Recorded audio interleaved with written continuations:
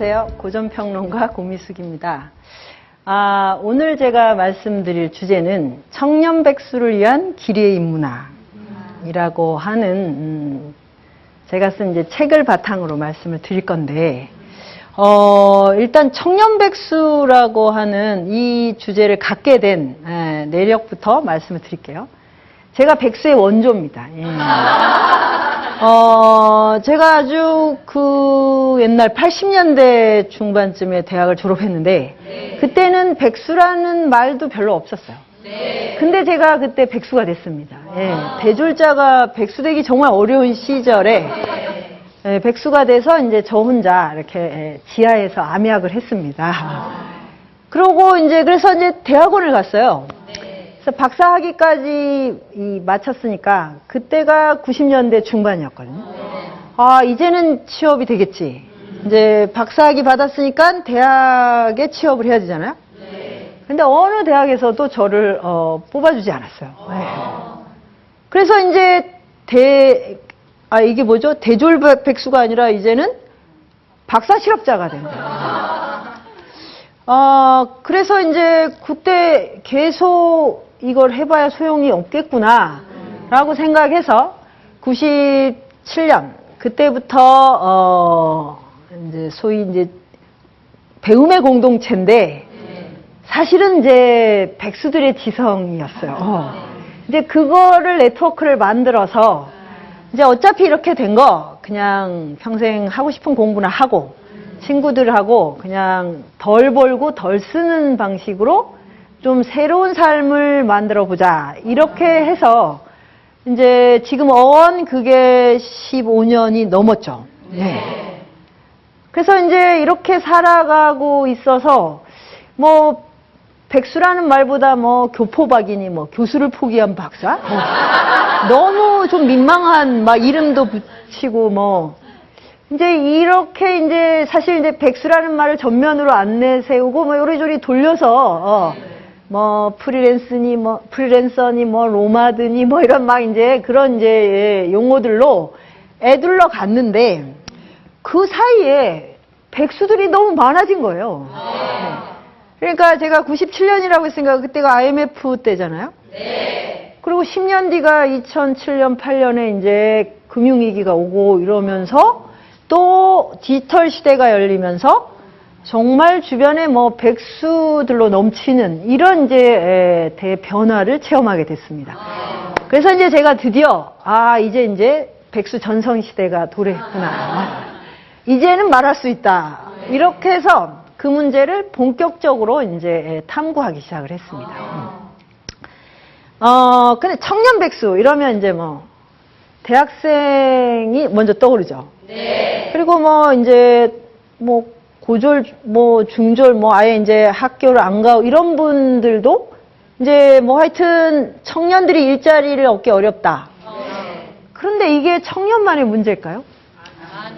지금은 사실 중년 백수도 너무 흔한 일입니다. 혹시 여기 오신 분들도 지금.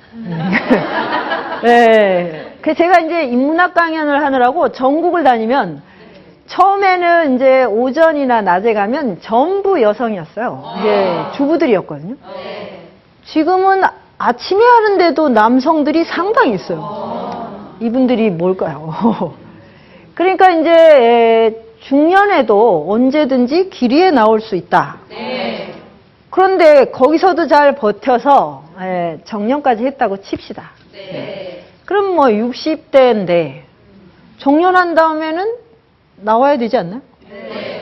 그러면 정년 백수. 그 다음에 그걸 뭐라고 합니까? 퇴직자라고 하든 뭐라고 하든 어쨌든 이제 직업이 없는 존재가 되잖아요. 그리고 이제 굉장히 많은 시간이 남아 있습니다. 그러면 청년 백수도 이렇게 많고 또 앞으로 청년 백수가 줄어들 가망이 별로 없어요. 우리는 알고 있어요. 경제학도 모르고 지금 세계가 돌아가는 걸 몰라도 왠지 줄어들 것 같지는 않죠. 중년 백수는 점점 늘어날 것 같죠. 이제 도처에서 이제 다 곧 나올 준비를 하는데, 근데 제가 더 놀란 거는 회사에서 보장을 해줘도 마음이 떠난 분들이 많아요. 이게 진짜 중요한 대목이에요. 우리는 이게 사회 제도와 시스템의 문제라고 자꾸 생각하는데 이미 이를 대하는 사람들의 마음이 끊임없이 유동하고 있다는 거예요. 그래서 사실 어렵게 들어가서 뭐 1년도 안 돼서 그만두는 청년들은 엄청 많고요. 중년에도 정말 찬스만 있으면 이제 일단 직장을 때려치우고 싶은 분들이 너무 많아요. 그러면 그리고 이제 노년에도 내가 이 소위 자유인으로 굉장히 오랜 시간을 살아야 된다. 그러면 이 백수는 더 이상 어떤 특정한 삶의 형태가 아니고 굉장히 보편적인 삶의 양식이라는 거죠. 이거 인정하셔야 돼요. 그러면 이제 백수를 부끄러워할 필요가 없지 않습니까? 떳떳해야 됩니다. 일단. 절대 이거를 하류 인생이라거나 내가 뭐 정규직에 대해서 뭐 열등감을 갖거나 이러면 지금 이 대세를 지금 모르시는 거예요. 오히려 백수들이 정규직을 보고 좀 이렇게 안 됐어 해야 됩니다. 저희 공동체도 이제 점점 백수들이 이제 늘어나서 정규직을 가졌다가 와서 그 백수 생활에 맛들이면 그만둔 분들 정말 많고요. 그 다음에 이제 나도 언제 그만두나 이런 정규직이 열등하게 느껴지는 시대가 된 거예요. 그래서 이게 바로 새로운 삶의 양식을 이 21세기 문명이 우리에게 요구하고 있는 겁니다. 이제 이런 이제 인문학적인 문제를 가지고 고민을 하다가 인걱정이라는 고전을 만나게 됐어요. 그것도 우연히. 그래서 5년 전에 만나서 읽는데 저는 그게 이제 의적이나 뭐 이런 아주 뭐 밀란 같은 이야기라고 생각을 했어요. 화적회가 나오니까. 그런데 막상 읽으니까 이게 백수들의 향연인 거예요. 그러니까 이게 정말 새로운 발견. 먼 눈에는 뭐만 보인다고 갑자기 왜 이게 눈이 확 떠지는 이런 고전을 만나게 됐을까요? 그래서 인걱정 이러면 이제 이 분이 이제 소백정의 그 자식이잖아요. 그 소백정은 사실 독점 사업이기 때문에 이게 이 직업만 제대로 갖고 있으면 굉장히 부유해졌어요. 왜냐면 이건 꼭 필요한데 아무나 하고 싶어 하지 않았기 때문에. 근데 이 꺽정이는 아버지의 가업을 이을 생각이 전혀 없어요. 그러면 어떻게 하겠다는 거냐? 그러니까 그냥 얹혀 살겠다. 이게 꺽정이의 포부예요. 그래서 꺽정이의 친구, 뭐 유복이, 봉학이 다 멀쩡한데 다 취업 의지 전혀 없어요. 그러니까 땅이 없으니까 농사를 지을 수 없다. 맞죠? 근데 그러면 땅을 주면 지을 건가? 아니에요. 거부합니다. 그러면 대장장이가 될 것인가? 이거 뭐 전혀 이런 걸로 이 삶을 영위할 생각이 없어요. 그럼 뭘 어쩌겠다는 거야. 그래서 꺽정이의 친구들은 다 노는 남자들. 노는 남자들. 오, 이게 저에게는 너무나 이제 대단한 발견이었어요. 이 꺽정이란 이름도 이게 뭐 거창해 보이죠? 걱정스럽다는 뜻이에요. 그러니까 어떤 직업에 기속될 생각은 없고, 그런데 자존심은 하늘을 찔러. 근데 타고난 천하장사야. 그래서 입만 열면 이거는 뭐 진짜 막 뭐 상감을 막 들었다 놨다 하는 거야. 그러니까 이 할머니랑 엄마가 이 아들내미가 너무너무 걱정스러웠던 거예요. 그래서 야 이놈 걱정아 이러다가 꺽정이가 됐어요. 무슨 저는 굉장히 카리스마 넘치는 이름인 줄 알았다가 오 진짜 그냥 걱정스러운 애들이 여기 이렇게 모였는 거예요. 그래서 이제 이게 꺽정이와 그의 친구들이 칠두령이라고 하는 청석골 이제 하적패가 되는데 이렇게 산농공상, 그러니까 이제 선비는 될 수 없는데 농업이나 공업, 상업 어떤 것도 나는 경제활동하고 싶지 않아. 그래서 길이를 떠도는 거예요. 근데 이 인생이 너무 멋있는 거예요. 그럼 우리 시대 청춘들은 왜 이렇게 길을 활짝 펴고 살지 못하지? 청년 백수도 쉬워 보이지 없는 건 똑같은데 쉬워 보이지만 없으면 돼요, 사실. 근데 정규직이 되겠다는 생각, 나는 정규직의 하류라는 생각을 갖고 있는 한 정말 자신의 열등감을 헤어날 수가 없어요. 그래서 이들은 아예 내 위에 아무것도 필요 없어. 그리고 내가 왜 이 땅을 부쳐먹고 뭐 이 한 푼 남기려고 장사를 해야 돼? 그냥 내 배짱대로 살 거야. 이렇게 하는 노는 남자들이었다는 거. 그래서 이제 정말 이게 우리 시대 청년 백수들에게 정말 좋은 지침이 될 수 있겠다. 이래서 이제 임꺽정을 세상에 좀 소개를 해주고 싶은 생각이 든 거죠. 그러면 이제 이 어떻게 살아가는가 이게 궁금하죠. 놀고 먹는데 어떻게 사는가. 이 비법을 이제 익혀야 됩니다. 이때는 이제 간의 경제니까 길쌈을 하고 뭐 밭을 일구고 뭐 이렇게 해서 다 이제 사실 물물교환의 시대잖아요. 그러니까 어떻게 보면 사돈의 팔촌까지 다 경제 공동체로 연결돼 있어요. 그러니까 내가 먹을 게 없다고 굶는 게 아니에요. 그리고 이웃사촌, 이게 다 경제 단위예요.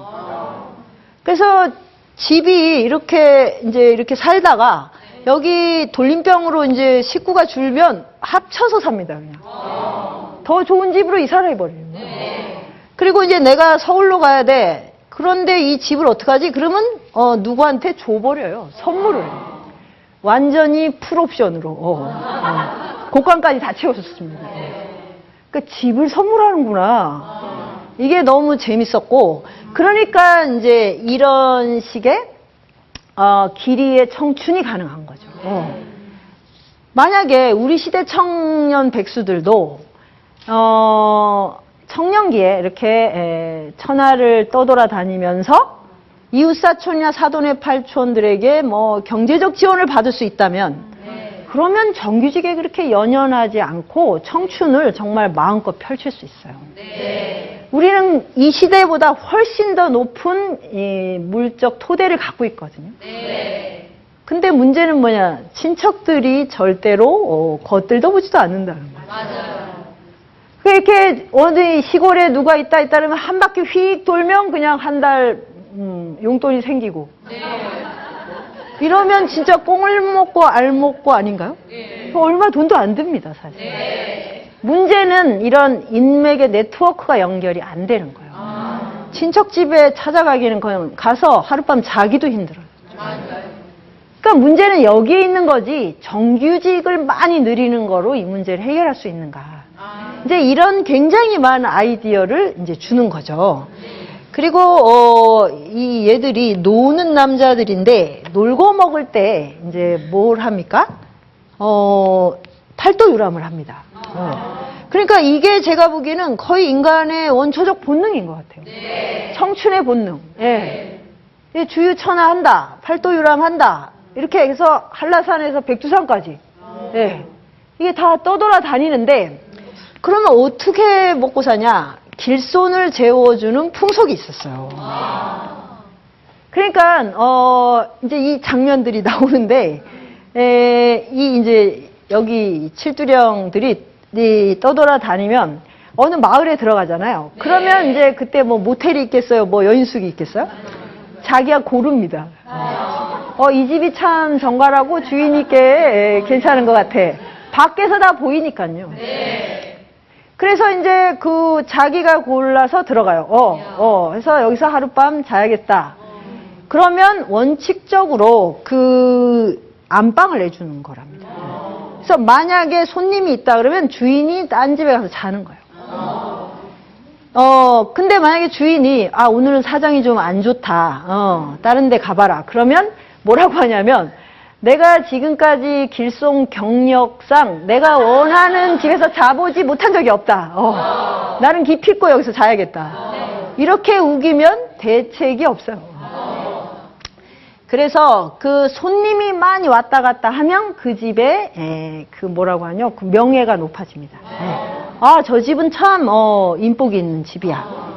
이게 이제 원칙이고, 그래서, 박타령에서 흥부의 심술 중에 제일 악랄한 심술이 뭐가 있냐면, 길가는 과객이 길손이죠? 예. 재울 듯이 붙들었다, 해지면 내쫓기, 이게 있어요. 그러니까 이게 왜 악랄한 거냐면, 재워줄 것 같이 붙들었다가, 해가 져서 깜깜한데 내쫓는 거예요. 이건 놀부 아니면 할 수 없는 짓이죠. 그게 이제 이 풍속이 있었기 때문에, 그러면 잠만 자겠습니까?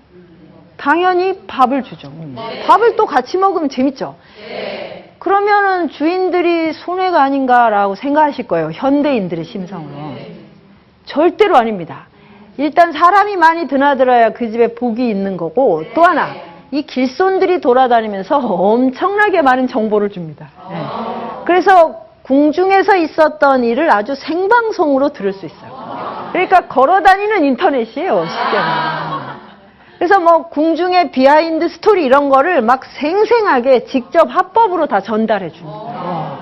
그러니까 다른 지역의 이야기를 들을 수 있는 최고의 지금 기회죠. 그러니까 이제 길손들이 집이 이제 좀 큰 집은 사랑방을 많이 지어놓고 거기에 계속 이제 손님들이 드나들도록 아예 집을 지을 때 그렇게 합니다. 그러니까 이것도 일종의 정치 경제학이죠. 그래서 이렇게 이제 떠돌아 다니면서 일단 이제 친구를 만납니다. 원래도 이렇게 같이 살던 이제 의형제인데 길 위에서 정말로 많은 이제 이 우정을 나눠요. 근데 얘들이 우정을 나누는 방식이 아주 독특합니다. 만나면 일단 한판 붙어요. 그러니까 우리가 교감을 할 때 제일 중요한 건 서로 몸을 쓰는 거예요. 이렇게 정말 거짓된 친절, 막 뭐 고마워요, 미안해요, 뭐 이런 거는 절대 친해질 수 없어요. 그래서 몸을 서로 써서 한바탕 붙는데 이렇게 하다가 보면 이제 힘이 기울잖아요. 그러면 그 중에 이제 한 천하장사는 둘이 막 싸우다가 자기가 밀렸어. 그러니까 이 새도리깨 도적인데 이 사람이 잠깐 하고 이제 뭐라고 하죠? 그 작전 타임 뭐 이런 거를 요청했어요. 그 뭐 하려고 그러냐니까 잠깐 똥 좀 누고. 그래서 이제 이 사람이 유복이가 힘을 쓰다가 이거는 뭐 말릴 수가 없어요. 그래 일단 누라고. 그랬더니 그 자리에 주저앉아서 바로 누는 거예요. 그러니까 아니 저기 가서 라고 냄새 난다, 구린내 난다 이러니까 누는 사람도 있으려고 이러면서 오히려 그리고 나서 이제 일어나서 다음에 와서 다시 웃자 이러고 갔어요. 근데 이 이제 유복이가 그 순간에 그 친구한테 반했어요.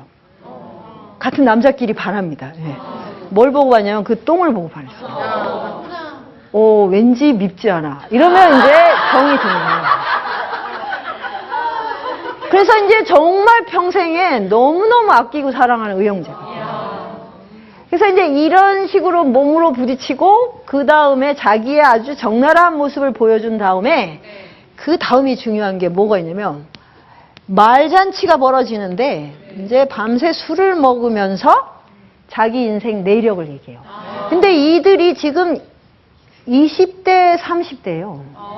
나이가 어려요. 근데 인생 역정이 어마어마해요. 왜냐? 길이를 하도 떠돌아다녀가지고 겪은 일이 너무 많은 거예요. 그래서 이 얘기를 해주면 다 서로 홀딱 반합니다. 그러니까 이제 이게 바로 이 현대인들이 잊어버린 게 이거거든요. 말의 향연. 자기 인생에 스토리가 없어졌어요. 그리고 다 똑같아요. 스펙으로 나눠놓으면 이거 완전히 통조림처럼. 그러면 주고받을 얘기가 없는데 정이 어디로 흘러다닙니까? 우정이라는 말 자체를 잃어버렸어요. 그래서 이제 이렇게 해서 칠두령이 의형제가 되거든요. 그래서 이제 너무 말들을 잘합니다. 이 조선시대 사람들은 정말 말을 너무너무 잘한 것 같아요. 제일 못한 게 인격정이요.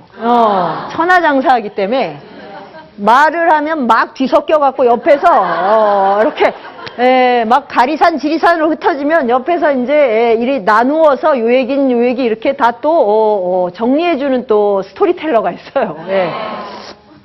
그래서 이제 이 우정을 이렇게 나누니까 친구가 점점 늘어나죠.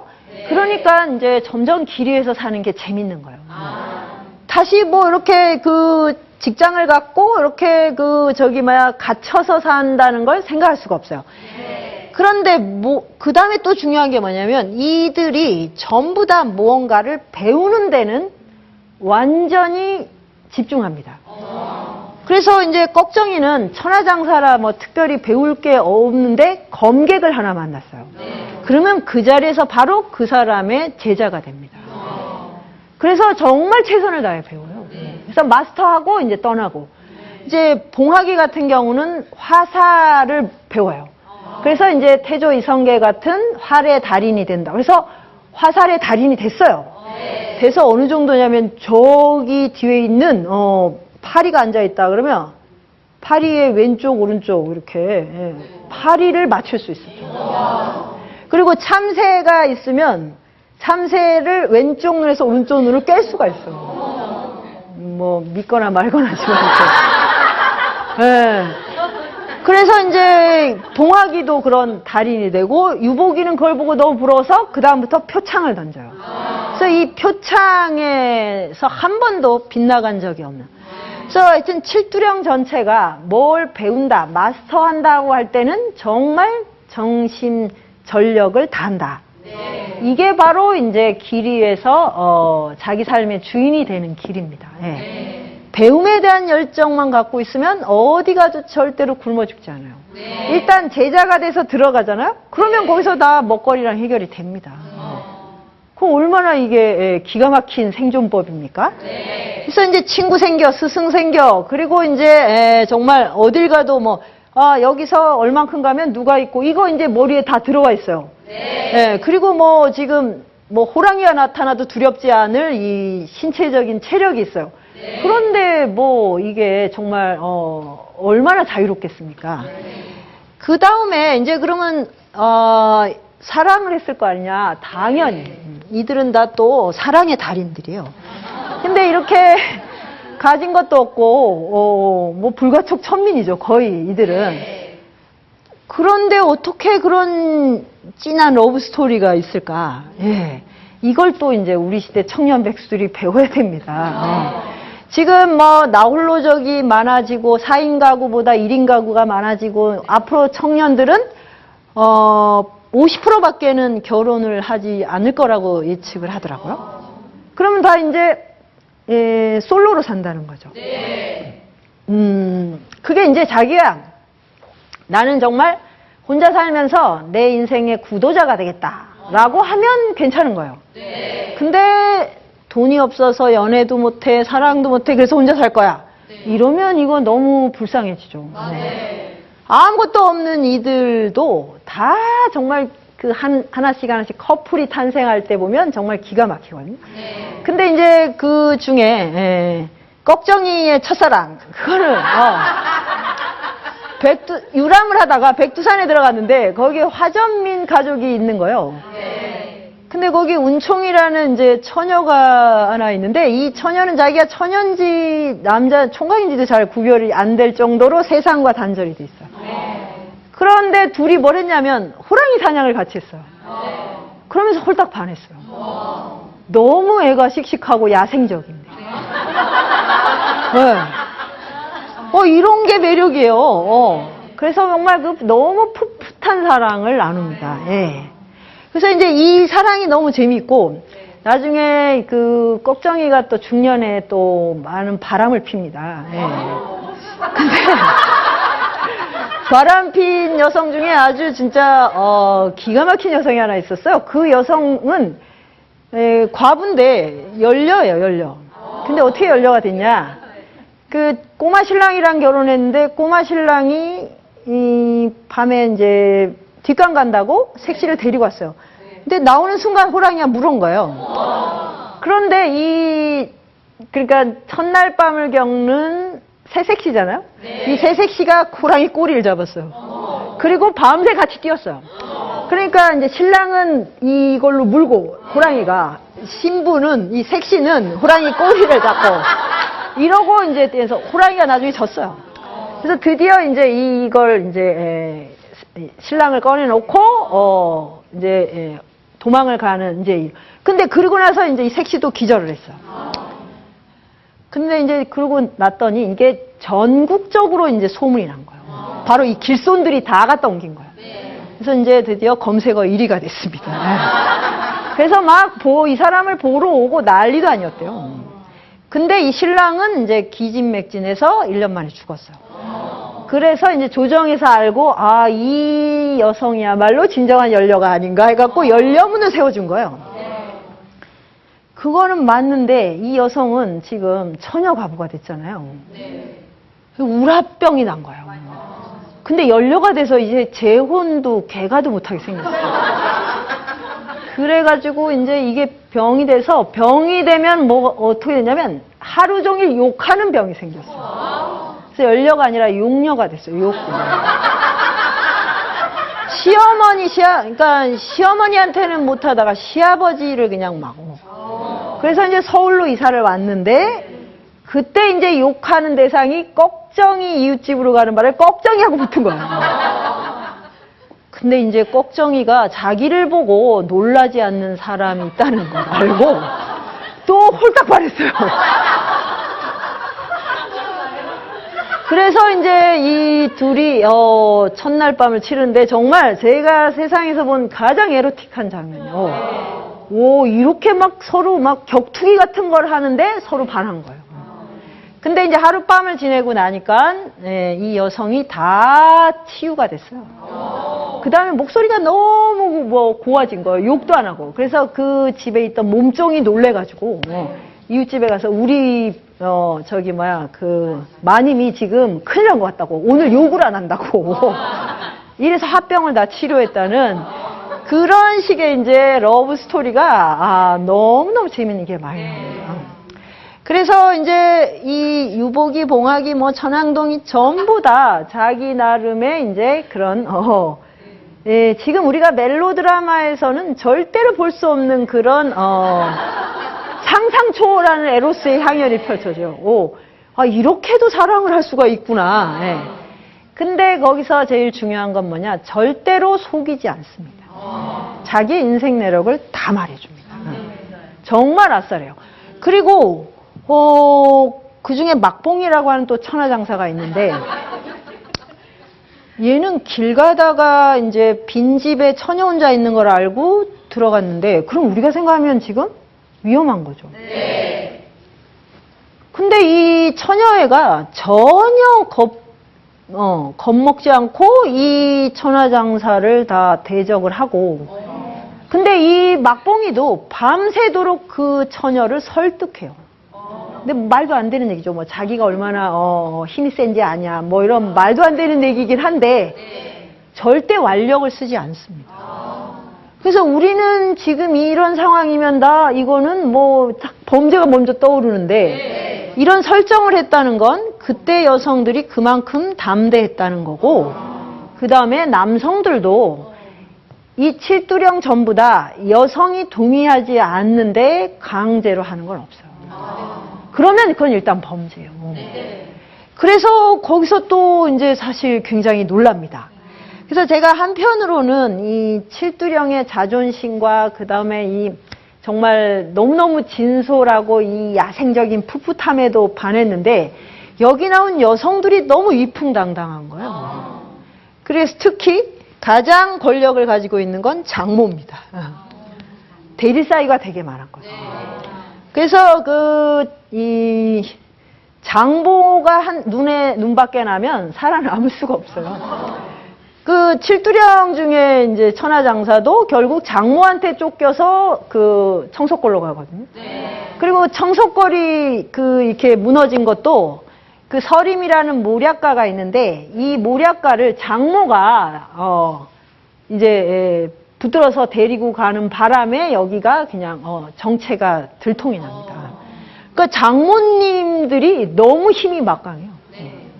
그래서 이제 자기 색시가 보고 싶은데 장모가 무서워서 못 가고, 예, 그래서 장모님이 돌아가셨다는 이제 희소식을 듣고 득달같이 그 다음날 달려가서 섹시를 하고 장인어른까지 같이 이렇게 구출해서 오는 장면도 있어요.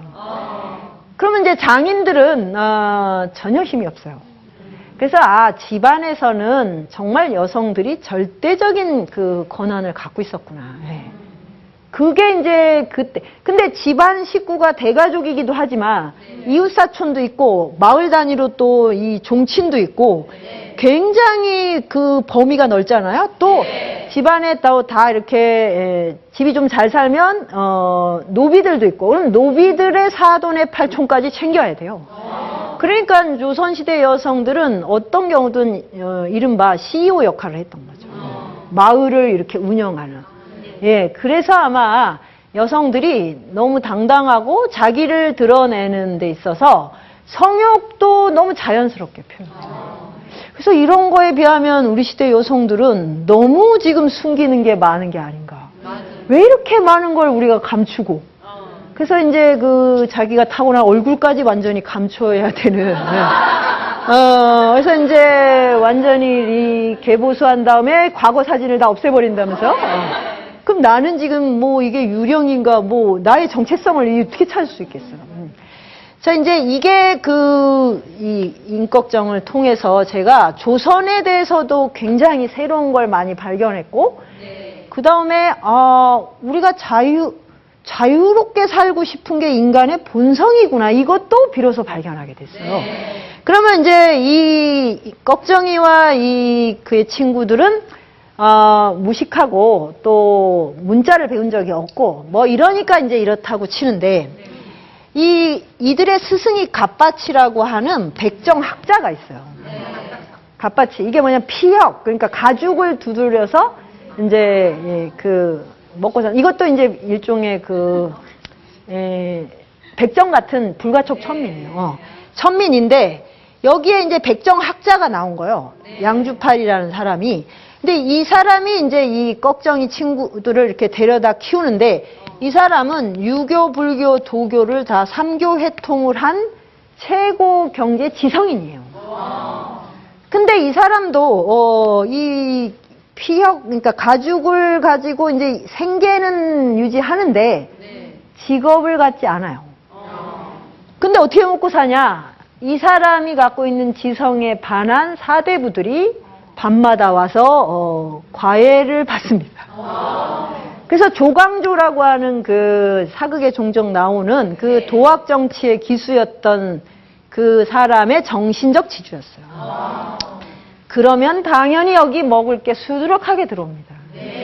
이게 바로 물물 경제의 네트워크거든요. 근데 배움이 있고 지성이 있으면 먹을 게 들어온다. 이게 저도 이제 15년간의 공동체 생활 동안 터득한 이 우주의 이치입니다. 저희도 다 백수고 개개인은 다 돈이 없어요. 근데 먹을 복은 정말 터집니다. 어떻게 알고 그렇게 전국에서 이런 선물을 보내주시는지 모르겠어요. 진짜 아마 어떤 정규직보다도 사시사철 제때 나는 나물과 과일을 푸짐하게 먹어요. 근데 이게 이제 또 이거를 참 의아하다고 생각하다가 드디어 인류학적으로 이걸 알게 됐어요. 우리가 이제 스님이나 신부님들 이런 종교인들은 경제활동을 안 해도 사회가 감당하죠. 이게 바로 지혜가 있는 곳에 물질이 가는 원리입니다. 그래서 백수들이 꼭 갖춰야 되는 건 배움에 대한 열정이에요. 그래서 지금 청년 시대, 청년 백수라면, 가까이 있는 도서관에 가시면 돼요. 도서관이 다 있거든요. 시설 정말 끝내줍니다.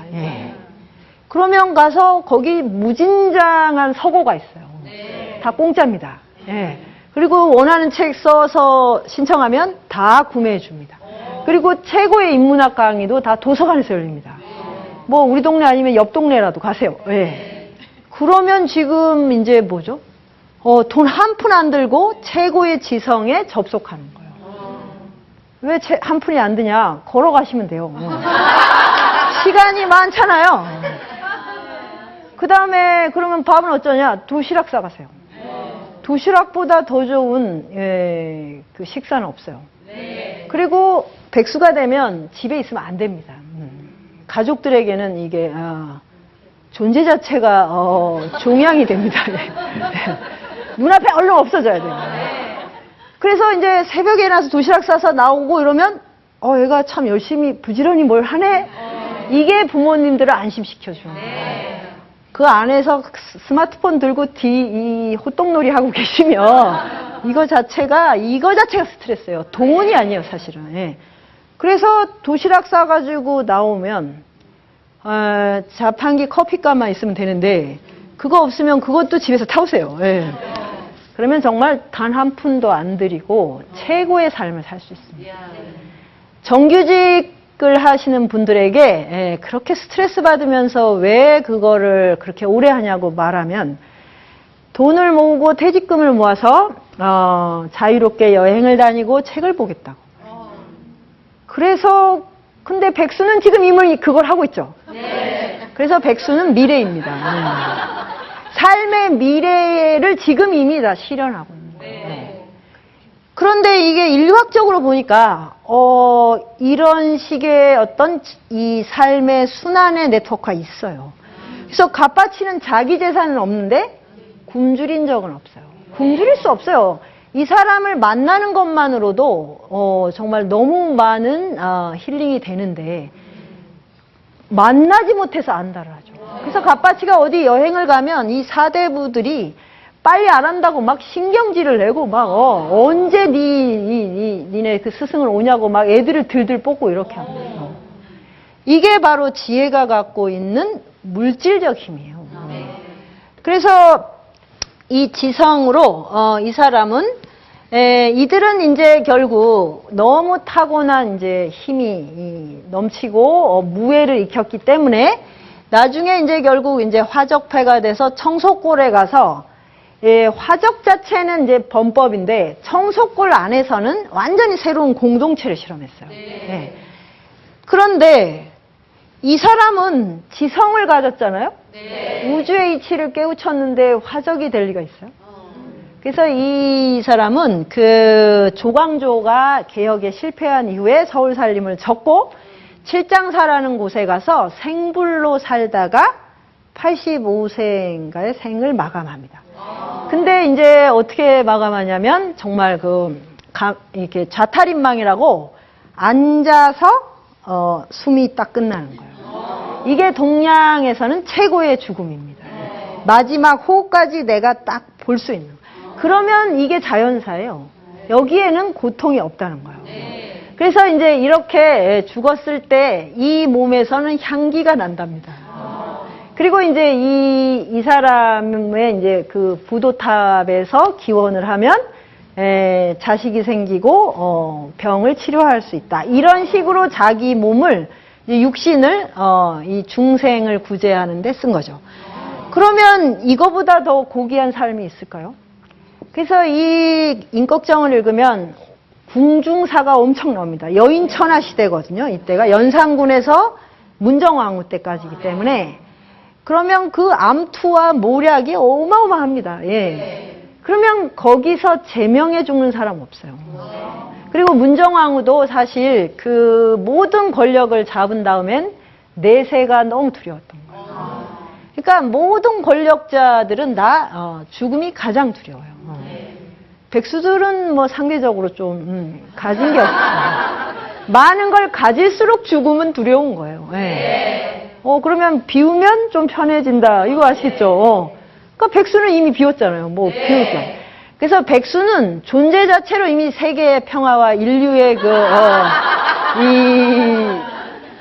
뭐라고 할까, 대화합에 기여하고 있는 거야. 그래서 특별히 뭐 안 해도 돼요. 뭐 생태주의 운동 이런 거 할 필요 없어요. 자기 몸만 잘 건사하면 그냥 그걸로 비움을 실천하고 있잖아요. 그래서 이 사람은 마지막 육신까지도 이렇게 세상 우주에 순환하는 삶.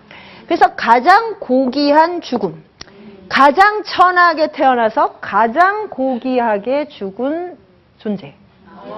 이게 바로 이제 우리가 정말 새겨야 될 삶의 이런 게 롤모델이죠.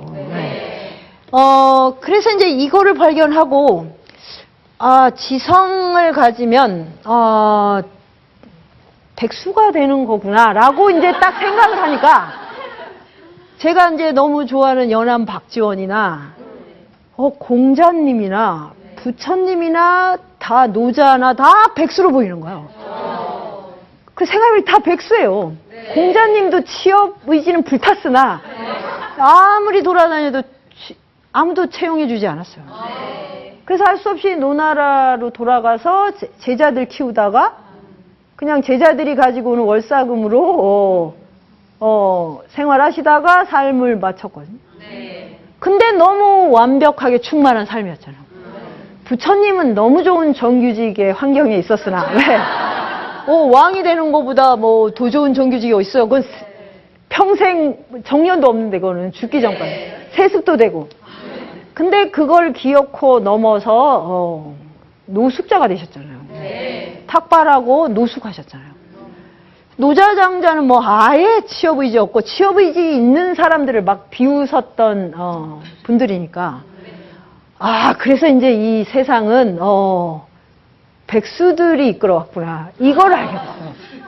근데 더 놀라운 건 이제 서양의 그리스 로마 시대를 갔더니 거기는 귀족하고 노예가 있었는데 자유인이라고 하는 이 집단이 있었던 거예요. 그래서 노예 경제에서 남는 거를 자유인에게 서포트를 해서 자유인들이 광장에 넘쳤어요. 그럼 뭐야? 자유인이 직업이 없는 존재예요. 그러면 뭘 합니까? 광장에서 철학을 하는 거예요. 집에 있으면 부인한테 구박등이기 때문에 그래서 소크라테스도 악처가 유명하잖아요. 그러니까 집에 못 있고 나오면 됩니다. 그러면 광장에서 시간도 많고 여유도 많으니까 지나가는 사람 붙들고 계속 질문하는 거죠. 이게 소크라테스의 문단법이죠.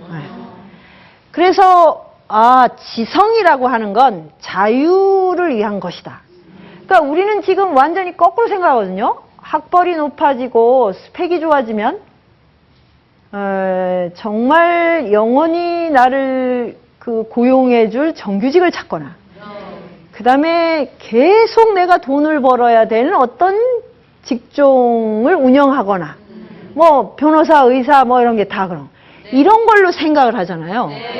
근데 불과 100년 전까지만 해도 인류는 왜 공부하는가 그러면 자유인이 되기 위해서요. 왜 지성을 연마하는가? 누구에게도 종속되지 않기 위해서. 왜 지혜가 필요한가? 죽음의 공포에서 벗어나기 위해서.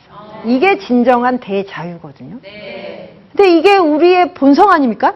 지금 이거에 대해서 저항감이 생기시는 분 있어요? 아니야, 나는 자유보다 구속이 좋아. 이러면 지금 많이 아프신 거죠. 누구나 이것을 원합니다. 그러니까 공자고 부처고 노자였기 때문이 아니에요. 우리는 그분들이 위대하고 훌륭하기 때문에 그렇게 살았다고 생각하는데 그분들이 갖고 있는 본성과 우리의 본성은 똑같습니다. 근데 그분들은 그거를 끝까지 그 길을 가신 거고 우리는 자꾸 이제 우왕좌왕 하다가 못 간 거예요. 근데 이제 저처럼 취업이 안 되면은 행운을 얻게 되면 그냥 저절로 길 위에 나서게 됐잖아요.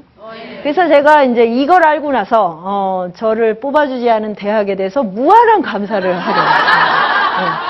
정말 나의 정말 천을 기인이었구나 그분들이. 그때 덜커덕 취업이 됐으면 저는 정말 인생이 너무너무 지금 꿀꿀했을 거라고 생각이 듭니다. 그러니까 어떤 노동의 평생 예속되기를 원하는 것이 당연하다고 여기는 건 자본주의가 만들어 놓은 관념이에요. 누구든 일을 해서 나는 나중에 자영업을 하거나 독립을 하거나 자유를 얻을 거야 이렇게 말하잖아요. 그런데 이제 이 세상이 직업의 안정성을 다 흔들어 놔버렸어요. 이거는 우리가 뭐 다시 되돌아갈 수 없어요. 스마트폰 안 쓰는 시대로 갈 수 없잖아요. 근데 스마트폰은 또 이 안에서는 빈부격차가 없습니다. 갓난애기도 가질 수 있고 또 노인 세대도 얼마든지 이거를 다룰 수 있어요. 그러면 이게 뭐냐면 인류의 공유 자산입니다. 그리고 이 안에 무한한 정보가 있어요. 그리고 정보를 무슨 태생이나 뭐 신분 이런 걸로 제한하는 게 없어요. 그러면 우리 스스로 이제 자유를 위해서 삶을 선택해야 됩니다. 이 스마트폰을 가지고 내가 정말 고귀한 삶을 살 것이냐, 갓바지처럼. 이걸 가지고 온갖 상품과 그 어떤 이 쾌락에 빠져서 중독된 인생으로 살 것인가. 이것은 스스로 선택해야 됩니다. 끊임없이 이제 그 어떤 중독의 메시지를 받죠. 이걸 사, 이걸 해야 돼, 이걸 하면 즐거워. 그런데 사실 스마트폰 안에 가면 조선왕조실록부터 해서 이 인류가 지금까지 도달한 지성과 진리의 모든 것이 다 담겨 있어요. 근데 이거를 활용하는 분은 아직 참 드뭅니다. 이걸 만약에 알게 되시면 우리가 얼마나 대단한 문명을 이루었는지 알게 됩니다. 그러니까 스마트폰을 개발한 이유는 뭐냐? 이거예요, 바로. 우리는 최고의 삶을 살고 싶다고 하는 이 본성. 그리고 전 세계와 모든 생명이 다 연결되고 싶다는 거예요. 그런데 거꾸로 이제 이 중독이 돼서 고립이 되면 이거는 스마트폰의 이 문명하고는 완전히 반대로 사는 거잖아요. 네. 그래서 이제 이런 삶을 살기에는 청년백수가 최고의 생태학이다.